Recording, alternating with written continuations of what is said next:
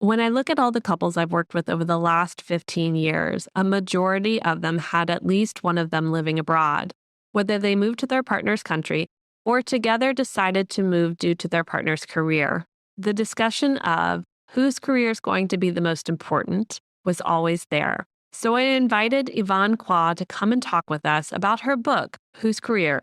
Yours, Mine, or Ours, to help us navigate these difficult discussions around our purpose, our desires, our values, and our careers. Yvonne has more than 20 years of experience of dual career dilemmas and all the twists and turns that come with it.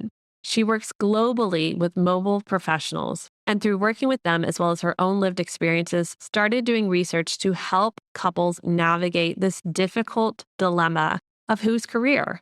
The solutions that she offers are based on the School of Hard Knocks, combined with evidence-based research and co-created with personal empathy as she's been there before. She knows what it's like. Her tools of trade include a master's in leading innovation and change, a certification in brain-based coaching, and experience working in Asia, the UK, and the USA with international organizations, global companies, and multicultural clients. I know you're going to enjoy this interview with Yvonne, and I want to hear from you. What spoke to you in what she shared? What are some things that you wish you and your partner had talked about before you got in your situation you're in now? And what are some conversations you're going to start opening up with your partner after listening to this episode? So go grab a warm drink and let's dive in. Welcome to Relationship Reset, Reignite, Reconnect, Rebuild, the podcast for high-achieving couples who want to transform their relationship from surviving to thriving. I'm Katie Russler, a relationship coach and counselor with over 15 years of experience helping busy, overwhelmed couples rebuild connection, trust, and intimacy. If you've been together for years and feel stuck on autopilot, disconnected and frustrated by constant miscommunication, you're in the right place. Each week, we'll explore practical tools, relatable stories, and strategies to help you reignite the spark, rebuild your bond, and create the relationship you've always dreamed of. Because no matter how long you've been together, it's never too late to hit reset. Let's dive in. Welcome back to the podcast.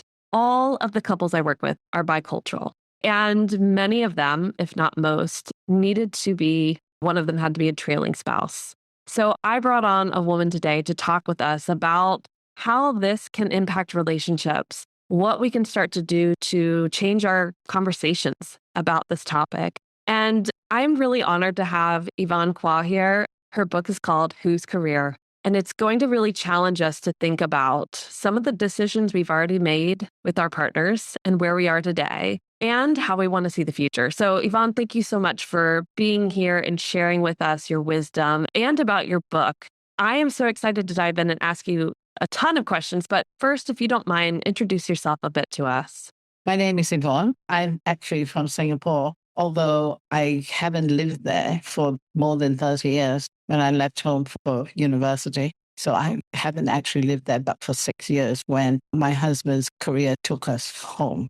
After a little bit of stumbling in the beginning, I have actually found what I really enjoy, and I hope I'm good at it. That is really helping globally mobile populations move and thrive, and with a special emphasis on dual career. And I've worked for both private and public, multilateral institutions, and also private sector companies. So you get to interact with businesses, companies, you get to interact with people from all over. I know you've walked the walk of this book, but you also get to talk with many around the world about the themes in your book, Whose Career? Share with us how the book came about, the idea, and really what drove you to say, okay, now I want to really start to speak on platforms about this. I really want to get this out because you have a whole career model for us to look at and really how to start having these conversations with our partner about whose career do we choose? Can both careers matter? And what does that look like? So what really sparked I need to write this book? Well, I don't know. Well, it was a long drawn out for a long, long time. I was mulling it over until one very good friend of mine said, you know what? I'm so sick of hearing this. So here, let's clear the table. And she brought out her computer and said, look, why don't you just talk and I'll do the table of contents. She said, I don't want to discuss if you're going to write the book again. And, she's one of the few people that could actually make me do it because I mean, I realized that I needed this push. And so I let her push me into it. But really, what finally nailed it was COVID Hmm. because we were in lockdown. So all the excuses that I used to give, oh, I'm traveling, I'm working, I have no time, all of a sudden, that I have no time thing, just there's no travel, there's no competing interests apart from work. I mean, we had free time. It was 1 year of lockdown. Yeah. And I actually had a very stern conversation with myself and said, well, lady, if you don't do this now, you never will. You can't travel. You can't go out. All you have is to sit at a desk and do your work. So now's the time where you actually have free. And then I found, because of course our children had left home and they couldn't come back during COVID. And I found writing really alleviated a lot of my stress in the early days of lockdown when we didn't know what this COVID was and, or vaccines and all that sort of thing. So being busy really diverted a lot of my anxiety. So, in one sentence, the book is the COVID baby. I literally had a baby in COVID and wrote a book in COVID. I hear you. I didn't do the sourdough bread. I didn't do the pickling. I didn't do all the things that everybody was learning because I just needed sanity. I agree with you. If you're not going to do it now, when are you going to do it? So, I think to me, and the years and years of experience, and I think, I do say this in the book, actually, it was when we were living in Manila because of my husband's job. And I had taken deliberately by choice 4 years out after great battles with myself about my career and decided that since this was the time to be with the kids when they were young. So I took 4 years out. Second child went play school, I started work again. So it was all planned. But I was sitting with a friend and she told me basically she had STD. And so I started with that how and whatever. And long story short, husband was going through midlife crisis and brought it home. And I was so upset on her behalf. So I started to walk, how can you stay? You must go. And she turned around and she asked me, what do you suggest I do? I have followed him for 25 years. What do you suggest I do? And when she said that to me, I thought, oh, what do I have to suggest to her? And it actually was that day that I decided I did not want to see another woman or myself ever in that predicament. Yes. Generations of women are praising you in this moment right now, going, yes, yes, yes. Because that dependency that comes out of following or accompanying and the number of gray haired divorces sort of using dumb. They get a younger model. I mean, that is rife in expat circles. Inevitably, it's the woman who suffers, because 70% of globally mobile population or spouses are female. That's the only reason that it largely happens to women. And that dependency, including the visa that you lose, and divorce in a foreign country is no fun. And therefore, that whole idea of giving a woman a say, and in the wider context, it is actually gender equity. We will not have parity if we don't have equity. Women in leadership will suffer if they don't have the international experiences for those positions. So, I mean, it's really at the heart of many things. Right. On a business culture, if we look at all the cultures combined and we call it a business culture, there is an issue, and you and I were talking about this before hitting record, about work permits, about licenses and education being recognized in other countries. And often the trailing spouse is impacted by those things. Can you speak a bit to that and what you're seeing? Well, I think the work permit situation is actually a deal breaker because you have to be in compliance. Otherwise, you fail fines, you fail deportation, you face all those things. So, in countries where you can't work, then what are your choices as a dual career couple? Split assignment. So you go, I don't go. And that can work. It has worked for some people, but that requires a lot of intentionality. It also requires a certain health in the relationship for it to be able to go the course, so to speak, right? Now I think, thanks to COVID, I do think the possibility of remote work has opened up exponentially. But in a lot of countries, in terms of taxation and commission, you still need a work permit to carry out your work from where you're sitting. There is a lot of the don't ask, don't tell gray area, and people operate in that. And for many, that has been the failure, so to speak, meaning it still has some kind of continuity. But I think, the research that shows, who was this, Robin something, I have to look up the name, and Boris Boyoteng from Harvard Business, they say a win for one must be experience, and the operative word is experience. It's a win for all for the psychosocial aspects of the relationship. Because, if I am in a relationship and I'm the constant loser, the stress, the anger, the anxiety that produces, it will not be a happy union.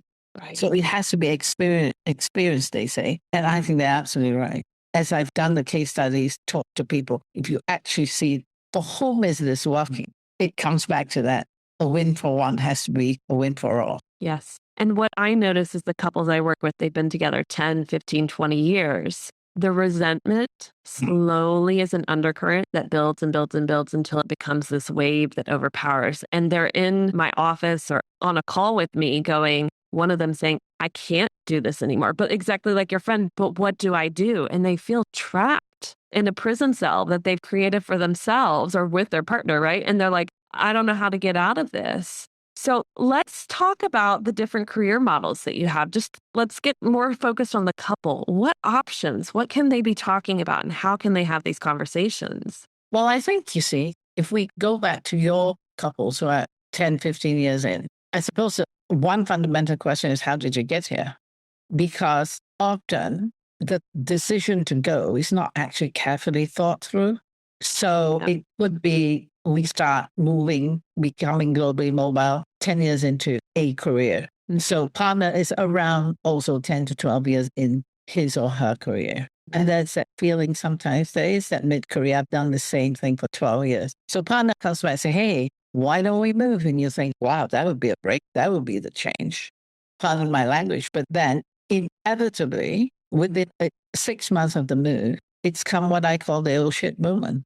When partner realizes, what have I done? What have I really done to myself? So sometimes when they come to you, and I don't know necessarily, but if you look at the overall journey, a lot come because they had inadvertently got themselves into this one career. And I follow, or I prefer the word accompanying, but there's a lot of controversy about the research. The research actually started off with the concept of training spouse. I find that terminology demeaning, so I use the other terminology, depends which research camp you come in, as accompanying spouse. And they accompany because of realities like work permit and language. Let's say if I was sent to Brazil, even with a work permit, I couldn't work there because I couldn't speak Portuguese. I might be able to learn enough to get a taxi or go to a bakery or what, but I would not be able to work. So there is that language lag as well. You get into this single earner, the traditional pattern. One person earns, the other follows. If I'm terribly frustrated, I then do odd jobs, not odd jobs in that sense, but, I write recipe books if I go to a certain country and I like their cuisine, then I become a photographer in another country, and then maybe I do some tutoring, whatever. Those are, I call them space fillers. It helps, but if you actually talk to them, it's not anything they would have chosen to do had they been somewhere where they could actually work and pursue careers. And if we go back also to dating patterns, it's assortative mating now. People generally meet at university. So both partners are equally qualified. Sometimes the women are even more qualified. At least they have better grades than the boys at the end of business schools, which is a fact. And now, all of a sudden, they have nothing to do. Yeah. And so 15 years on, when they look back, then that becomes that moment where, what have I done? Am I going to do this for 15 more? And so, but there is something quite real, and that is, what I call plus minus 100,000. So we can get out of jail. And we take the minus 100,000 because I will start a job, which is very difficult with a 10-year employment gap, by the way. Yeah. I mean, how can we get out of this? I've seen people do it with a 10-year gap, and it's required study. And to use her words, it's taken me 5 years after getting my qualifications to build my coaching practice. So, I mean, you're talking 7, 8 years. Yes. Another decade, basically. I think, yes, you can. But for dual career to really work, back to the career models. So the first one is the traditional one, which has a lot of heartache and inequity, Mm-hmm. which can impact the relationship. A one that can work and work very, very well is the turn taking. Mm-hmm. So what you do is this assignment, I can stop for 3 years. It's not a problem. Provided in year 4, we're moving and we are moving somewhere where I can work. Now, in my book that I used for case study of this couple, they actually went home to their home country because of equity of opportunity. Yeah. So they went back so that they were in a place where both of them had no restrictions like work permit, language.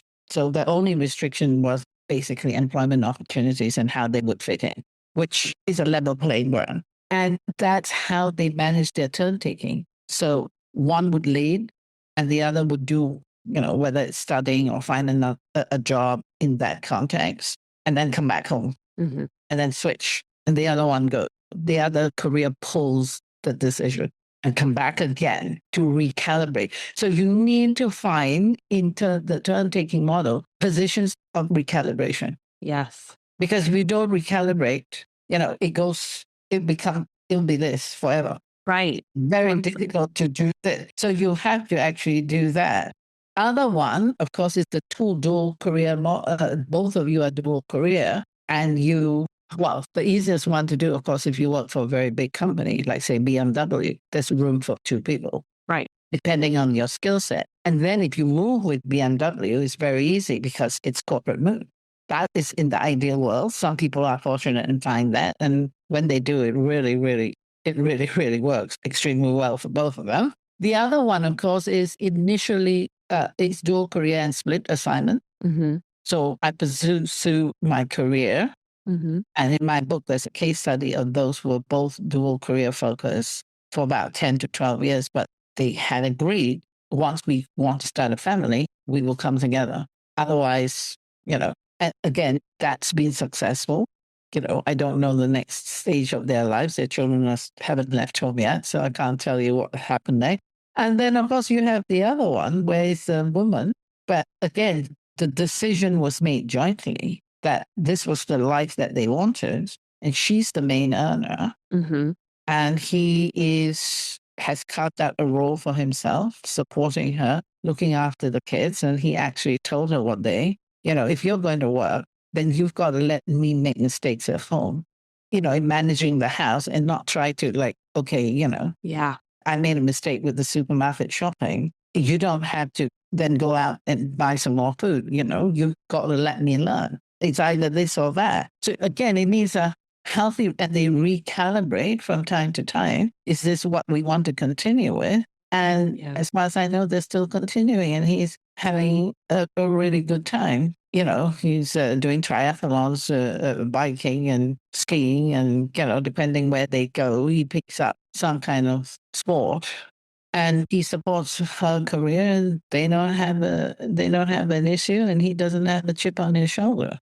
What's fascinating about all of these models is the couple has to have really good communication and stand by their agreement, right? Like you have to stand by, especially with the turn taking. I was like, ooh, but if you were like offered, after the 3 years, you get offered that next thing and you have to turn it down because you had an agreement. This is about values and what the values of the couple are and making sure they're on the same page. And I can see from the couple's framework how difficult that can be when our ego is wrapped up in our career.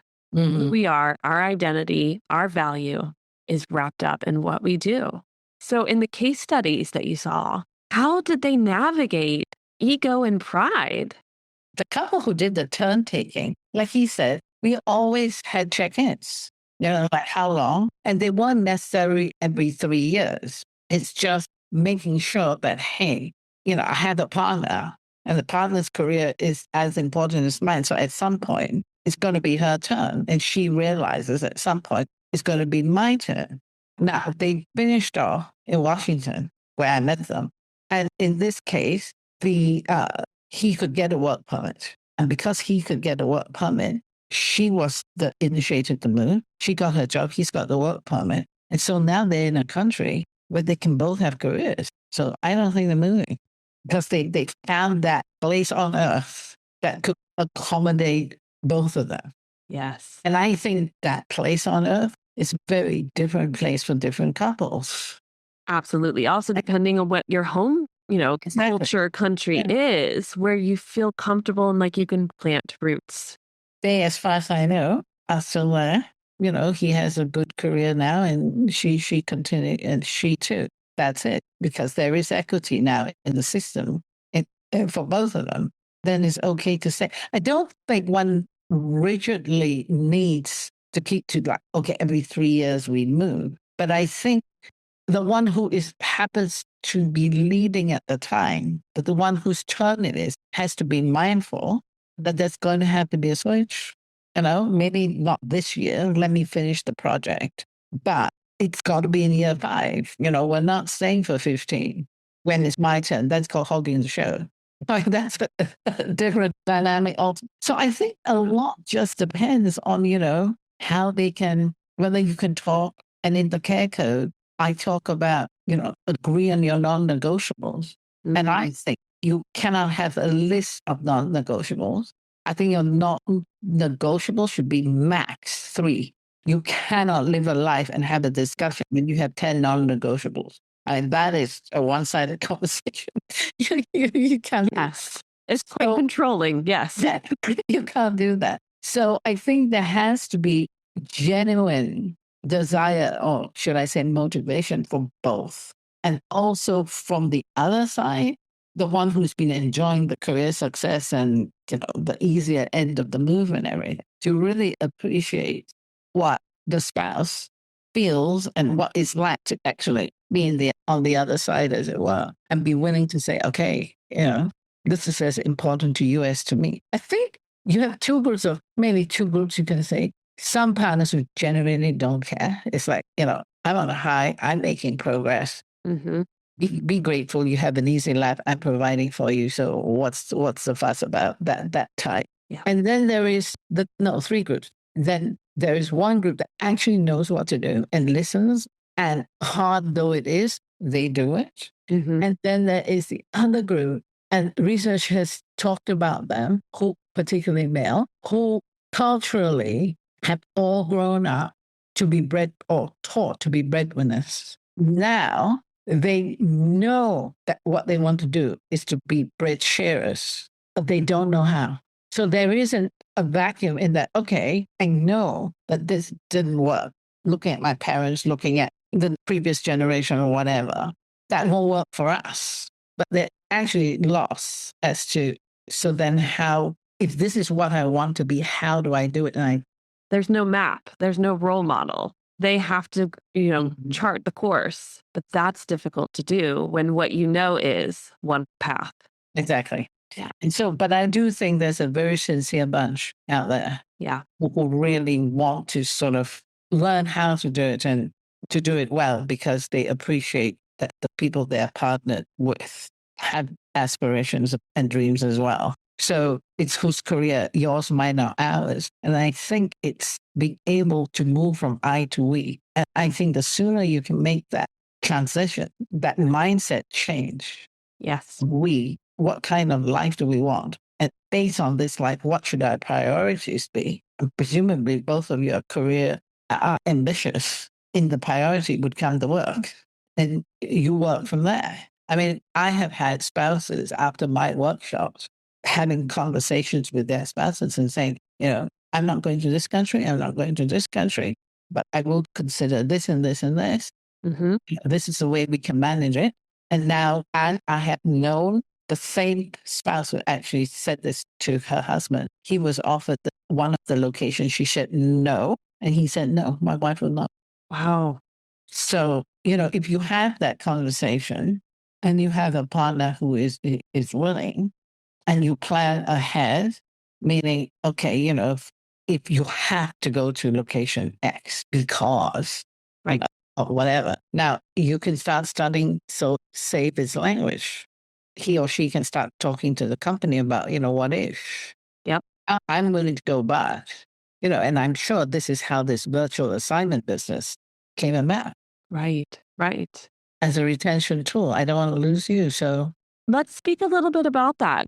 That companies, some of this isn't just on the couple's shoulders.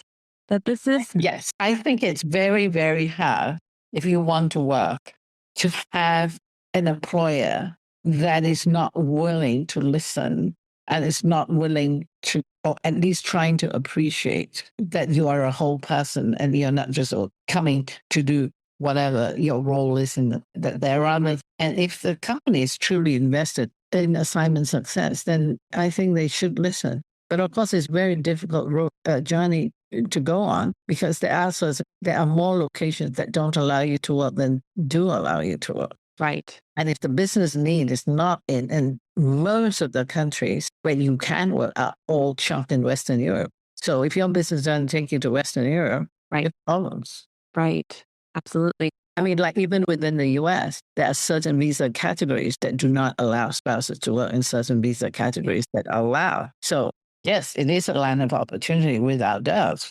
But if you go in on the wrong visa, you're stuck. Right. And you're back in that place that we talked about in the beginning. There's that resentment and that frustration. And it's kind of who's to blame, who you're pointing the finger at. And we end up just feeling this anger build up. I'd like to just discuss because you're from Singapore, your husband's from England, you also live in the States, you're here in Europe as well right now. Culturally, like what are you seeing the patterns? Are there particular cultures that are a little more aware of this need for change? Or are you noticing across the board, it really is still on the couple's shoulders to figure out whose career is going to be important and how are we going to navigate this? Are you seeing any shifts? That's a hard one. That's a hard one to call because I think women generally are more ambitious, but then women are also more willing to give way. So, in as much as there is ambition, but sometimes when they allow themselves to accompany, they accompany at a high price to themselves, right? I think I think a lot of them are very aware about, giving settling in support and making sure that, you get all the right information. And, yes, if you want to work, you can have, I mean, and some companies even go as far as giving you career coaching. But, if you're already in a country where you have no work permit, the coaching helps. I'm not saying it doesn't. If you have a good coach, I think it can help you reframe what's going on for you right now and all those things. But that is not a dual career solution. I mean, we can't mix it up here. And we can do, well, if you want to be tough, you would say they're band-aid solutions. Absolutely. It would be more effective for a company to provide funding for education for the spouse who's accompanying so that they can continue in certifications and licenses and whatever for the next move. That's going to work on their CV better than a big gap. Oh, yes. I think the studying one, but again, I think not everybody wants to study. True. Right? And then your next location is absolutely key. Now, I had this happen. One of the people that I was working with, she studied. So she did that right thing. But then they moved again and they moved to a country where she couldn't work. So she had this brand new degree, brand new master's, all glittering, and then went to a country where she couldn't work. So then it's a 3-year posting, 4 years. So by the time that's 7 years you haven't worked. And it's looking worse and worse and worse. So this is what I mean, that the next location, if I am studying, and that would be great to have it paid for, not to worry that I have to work, I can actually concentrate. Anybody who's tried to work and do a master's will tell you that's not easy. So it'd be very nice to just not work and study. But after the studying, because you almost, if that's not managed, it's even worse. It's adding insult to injury. Now I've got this new qualification and we're going somewhere. Well, you want me to do another master's? Right. No. But of course, on the benefit side, every new assignment, those same benefits roll back. So you could do 2 masters But Yeah. for what? Right. I find it very difficult to study without being able to practice what I study to see whether it works or not. Absolutely. I don't want to keep on Yeah. reading and reading, and it's all theoretical. I have no idea Yeah. whether any of the things that I'm reading, do they make sense in the real world? Does it change anybody's life? Does it whatever? Yeah. So I would find 6 years of just studying Painful. not ideal, actually, because Yeah. I don't need real world experience. So maybe 3 years and then 3 years of practice and then go back and do more research. Now that can be very appealing. But then it depends what field you're in. So many doctors have either gone the academic route, meaning I just now lecture and I don't, practice medicine, or they've all gone for masters in public health using the medical background because one of them said, I cannot go through retraining for 10 more years. Yes. I just can't do it. Yeah. So medicine, I think, is one of the most not transferable professions. Yes. And that's so sad to me. Here in Munich, I've met many who are PhD in certain things, are medical licensed in their countries and not recognized here. And how much you feel a bit like a deflated balloon. I did all that work. I was, seen a certain way in my home country, and I come here, Really, not valued. And then that translates into the relationship. And you start to see the respect dynamic wither away, not purposely, but because there is this sense of feeling like, ugh. I'd like to bring us to, again, as I shared with you, the couples I work with, they've been together 10, 15, 20 years. What if there's somebody listening who's like, yeah, I've been doing the space fillers and I'm kind of tired of that. And I want to have an effective conversation with my partner about looking at my career choices and what next steps I could do. Do you have any recommendations for them? that's $1 million question. I think a lot depends. And I'm not a relationship coach. I would say, and you correct me if I'm wrong, a lot depends on how good your communication is at that start point. Okay, let's say I've been doing this and suddenly there is a catalyst, and this catalyst makes me think, oh, yeah, maybe it's time to change. Maybe I've had enough or whatever, right? To change, to get out of it or whatever. I think you have to have good communication, and sometimes depends again on the couple and the culture and everything. Just knowing your partner appreciates how much for the woman in particular. It doesn't work with men. There's something to do with gender difference. How appreciated you are, and that I've seen you and I've heard you, and yes, maybe what can we do the next time is actually enough. It's not going to be correct because to get back into play, depending on if you've got a 10-year gap, it's huge investment. And again, it's back to your values. Are you willing to take a drop in standard of living so that you can now go and start your career? Okay, so often in these couple situations, the money business, the practical, like how can we live? Yeah. If I'm earning 200,000 and you're going after a 10-year gap, going to get 70, I mean, Right. how can we do this? So sometimes it has to be, okay, you live with the consequences of your choices, but you try to live more happily with that. Sometimes it could be too late. I think 15 years, if you haven't worked, that's really hard. Yeah. Maybe just doing something you like and you enjoy, but nevertheless, it's not equal income.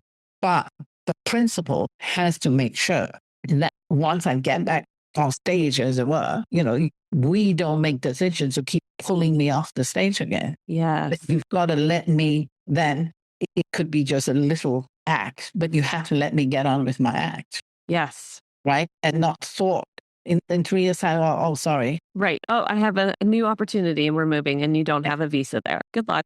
Yeah. Yeah. I know. So I think some of it, so it does go back, I think, to how will we make it work? If this is what I want, this is how. And we have to we want to do life together. I guess that's sometimes, it might be, they may find out 15 years later that maybe we don't want to go on this journey anymore. Right. Yes. Very true. Very true. Or we have different values now. Mm. and we're not willing to compromise. Mm. And if I want, if one of them says, I want to finally have a career and I know I have the ability to, and you're not willing to sacrifice for me like I sacrifice for you, that can be a big turning point for a couple to make some hard decisions. Well, to get us back on your book, yeah, it's a difficult, to get us back on your book, share with us really for you, if somebody's like, okay, I think we need to read this book, what are some key things you hope that they take away from reading it? I think for me, the key would be to actually answer the question, what is the life that we want? Mm. And if it happens to be that we both want careers, then the next question would be, what are your non-negotiables? And how will after the non-negotiables, how will then do we make this work?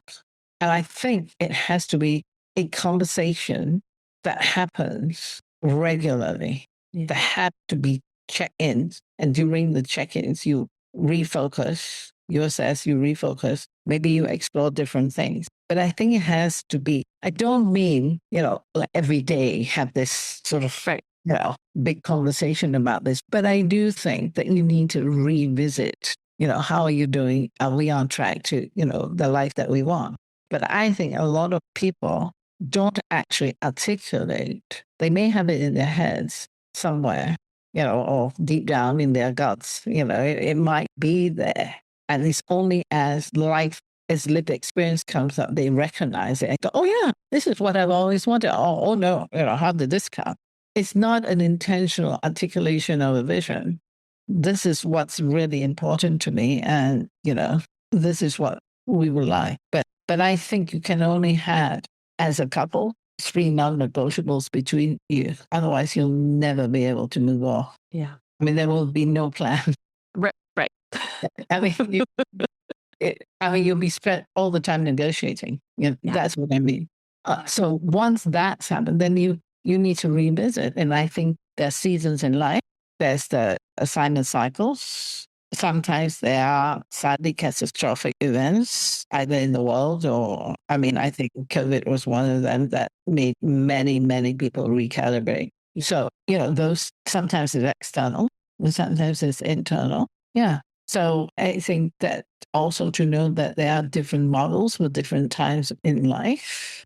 Right. And to be creative. I mean, the turn taking, I can't think of any couple I've worked with that did turn taking.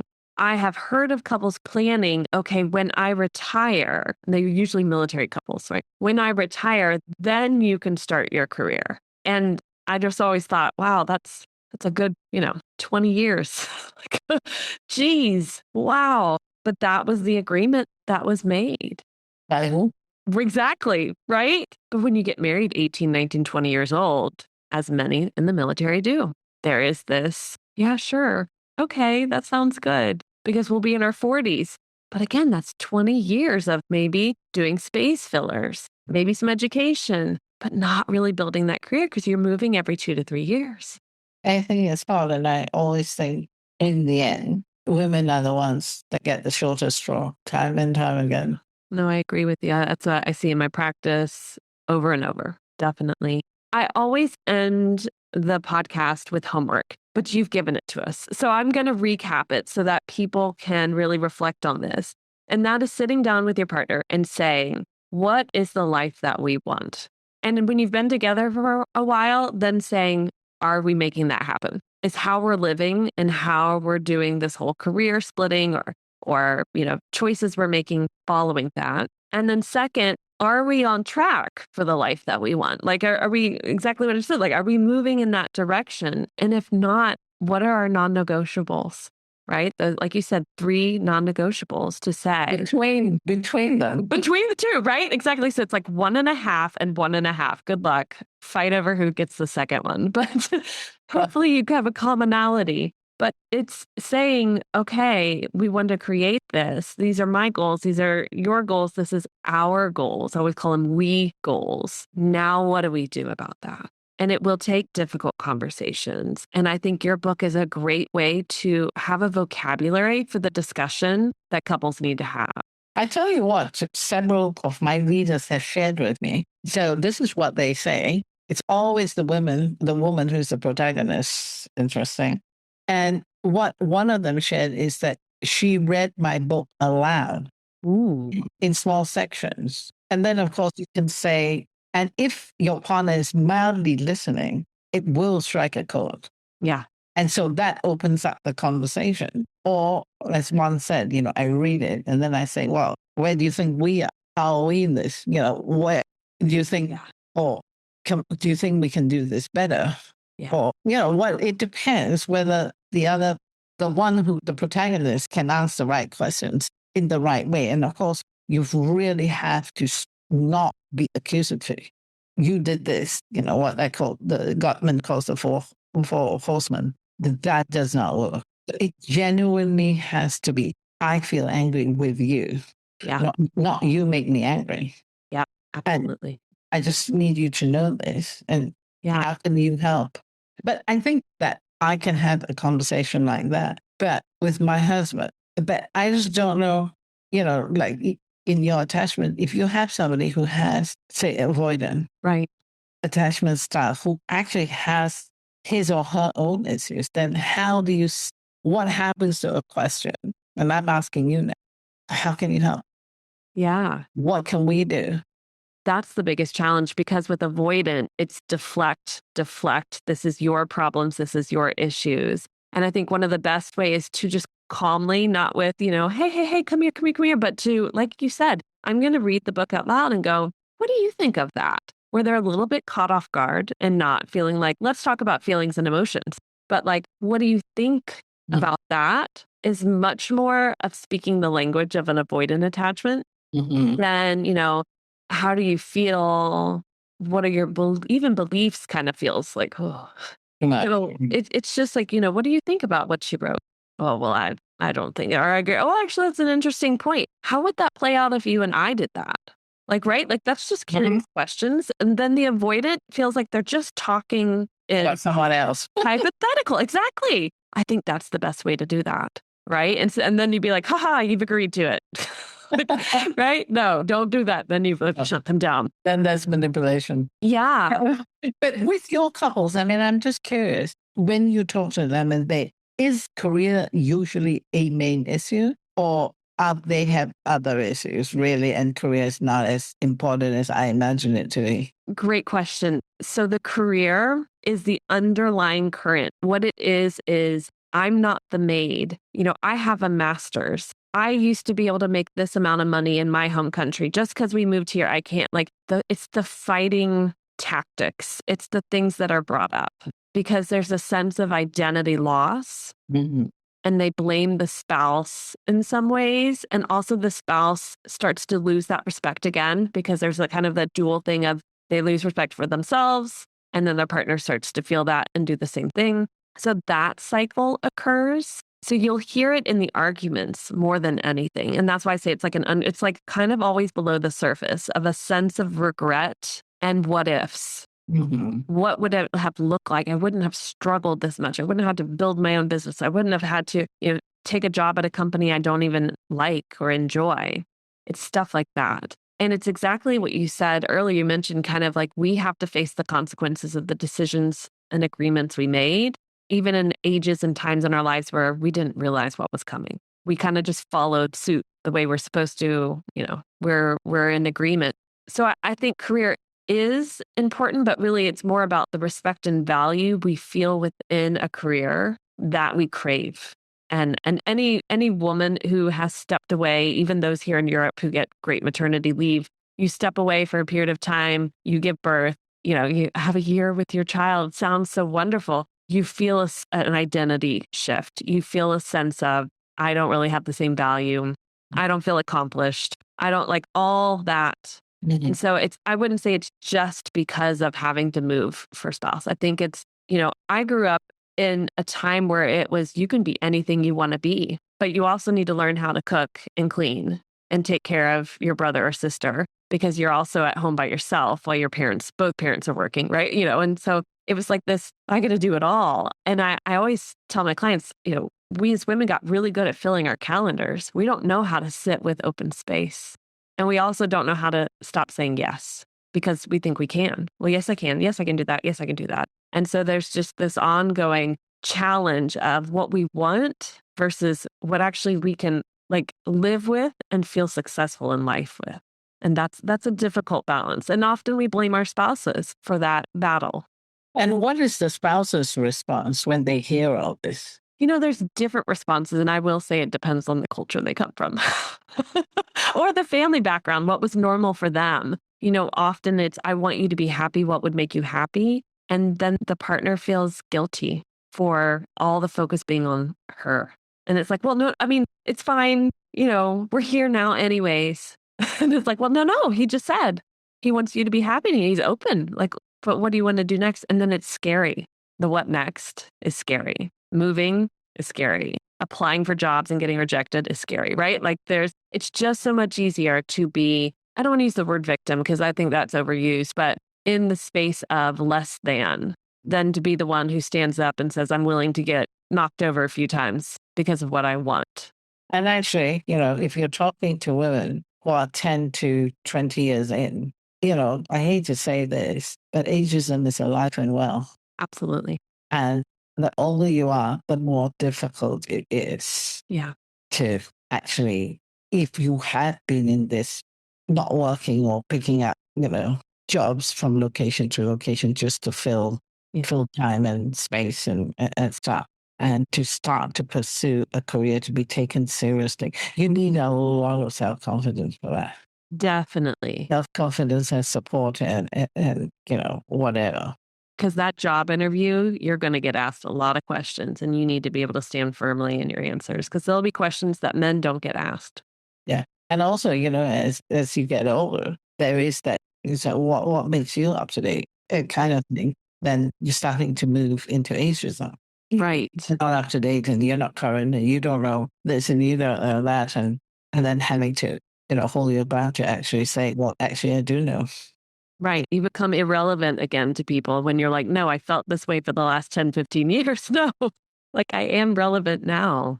It's a hard road because, what is very telling, for instance, in my work, I have had many calls from women who have said, my spouse is struggling and, can you help? And, are there programs that you offer that can be of help to them? And I have had one man ask for help. And that was only because she was a strong woman. She stood her ground. And she said, if you want to go there, she was a doctor. She says, I have to be sure I can continue my career. If not, I'm not going. And he actually came to me for help. But then if you actually listen to the conversation, if I want to go to X, she does not unless she can. Please, can you help me think through how to get to X? Yes. And actually I did. And some of it was by coincidence. We actually lived in the country before, so I knew the lay of the land quite well. And it was a happy story. She went, but he had to go get her the job. Yeah. This was a strong woman who said, not doing it. Amazing. Thank you. Yeah, absolutely. Yeah. I want to thank you so much for your time and everything you've shared. And I know there's going to be people who want to reach out to you. Where can they connect with you? Well, I think the best thing is to go on my website and send an email. That would be the easiest thing to do. Definitely. And they can read my book because actually in the book there are lots of exercises that they can do related to, locations, where will we go next, and all those sorts of things. So great. They can do those exercises. Hopefully it'll help them. I will have the link to your website as well as your book in the show notes below so that they can go to that.